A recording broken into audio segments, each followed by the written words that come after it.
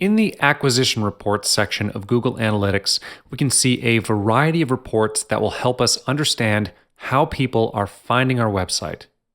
We use these reports to identify what marketing efforts are working and which ones are not.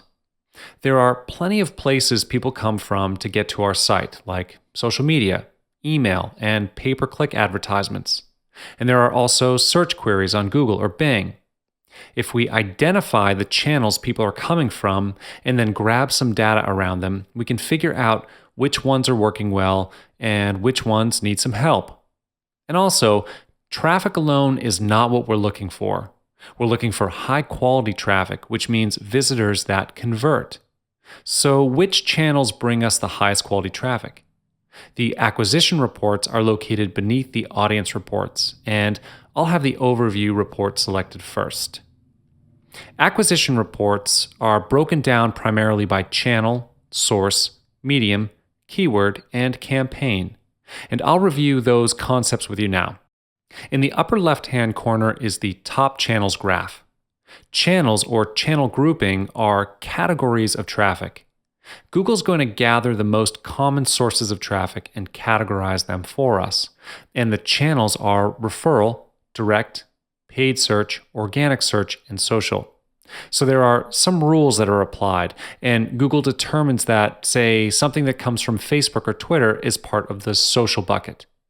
We can actually customize this if we want to by choosing Edit Channel Grouping. This link takes us to the admin section, and you can explore this if you'd like, but I've found that the channel groups Google has come up with work well for my data, and it most likely will work well for yours too, especially if you're just starting out. So I'm going to leave this be and go back to the overview report. Within our channel grouping, we're going to have our source. Let's move on to the source medium report under all traffic so I can show you what I mean. I'm going to go through this a little bit quick, but we'll go into more detail later on. I just want to show you an example of this. I'm going to bring in a secondary dimension of our default channel grouping so you can see how this looks as you get deeper into it. Our default channel medium will include a source and a medium, which is in the column to the left of it. The source is the actual origin of the traffic, and the default channel grouping is the category of that source. For instance, the third one down, paid search, in the channel group column shows us that the source is from Google, and the medium is CPC, which is cost per click, and that means that this is a pay-per-click campaign.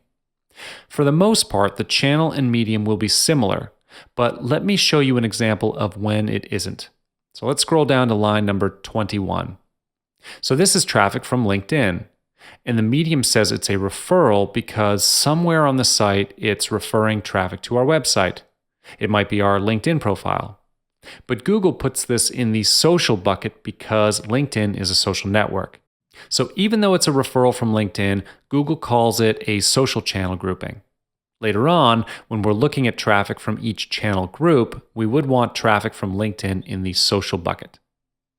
There are some additional sources that we can look at. For instance, we could split up source and medium. We could also check by keyword.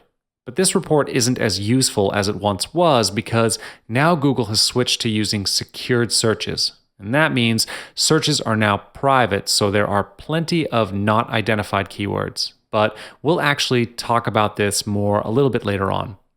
Overall, acquisition reports are some of the best because we can see more than just overall traffic. We can also look at the quality and category of that traffic, which helps us determine what kind of marketing we should be using. And an example, if we notice that organic searches are producing a low volume of traffic, we might consider doing some SEO or search engine optimization. So let's now take a more thorough journey through the overview report. We'll go back there by selecting the report from the left-hand menu. The acquisition overview gives us an at-a-glance view of all the top channels sending visitors to our website, as well as any associated conversions, behaviors, and details about those channels. By looking at the pie chart in the top left, we can see that 58% of my traffic is coming from referral, then 15% from direct, 14% from paid search, and about 11% from organic search. We're getting some traffic from social channels, but it's a very small amount. And again, all of these reports are based on the time period that we have selected, as well as any segments we've put into play. In this case, we're viewing all sessions, but we add segments in to filter this data even more if we like. You can also see that the primary dimension is defaulted to top channels, but we can change this to say top sources and mediums. And this gives us a completely different view of our data. And the pie chart is now showing us sources and mediums data. This is a good way for us to get a quick overview of where most of the site traffic is coming from. A lot of our traffic is coming direct, which means people know what they're looking for when they approach our site.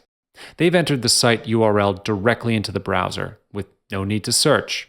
So we're getting the word out to our relevant audiences. Google is third and fourth on the list, paid and organic searches respectively. That the organic search is pretty high up there tells me that Google is doing a pretty good job giving people our site as an answer to their search queries. It also means we have at least some idea of what we're doing with SEO. We can then look at just our top searches by changing the dimension. This will tighten the data up a bit. And now Google is the top source. So again, this is a combination of paid and organic searches. But my site has made Google traffic a priority. I see that there's not a lot of Bing or Yahoo traffic, so we'll have to work on that a bit and at least do a better job with our SEO for both. We can also look at mediums only, and this will break the data down into referral, none, CPC, and organic. And most of my traffic is referral. None as a medium denotes it's either direct traffic or Google doesn't know. We can also bring in conversion data, and this is useful if we've set up goal tracking or e-commerce tracking, so we can get an overview snapshot of the data as well. That will populate in the conversions graph to the right. We also have our sessions graph in the center. By scrolling down, we can view and digest the data in a different format. I'll change the data back to top channels first. And we can see that referral is driving the primary percentage of our traffic. But if we look to the right under the bounce rate column, I see some interesting stuff. For instance, the highest bounce rate has to do with our paid search. This means that folks that were paying to get to our site are leaving after only seeing one page 98% of the time, and that's quite high and probably means what they are seeing on our site is maybe not what they are expecting to see. What I should do is look at my landing page critically to see if there's any way that I can make it more representative of the ads I'm showing, or look to see if I can make the ads more representative of what's on my site. You'll also notice that organic search has a pretty low bounce rate comparatively. This means our SEO is functioning well and that Google is doing a good job sending the right people to our site. We also have a pretty low bounce rate from the social channel, but the volume is so low that it's tough to tell if that bounce rate is representative or fluky. And we'll talk about this more as we go. If we had conversions set up, we would see that data on the right, so we could see which sources were converting. I highly recommend that you set this up so you can track when people are performing whatever task you set up for them, a download, a purchase, or a subscription, whatever it is, and view that against sources that people are coming from. Before we wrap up this video, I'd like to mention something. With any report that you look at, it's a real good idea to ask yourself a couple of questions before you begin. And those are, what am I looking for? And then, am I going to find it in this report? And then, do I understand what action I should take if I find the data?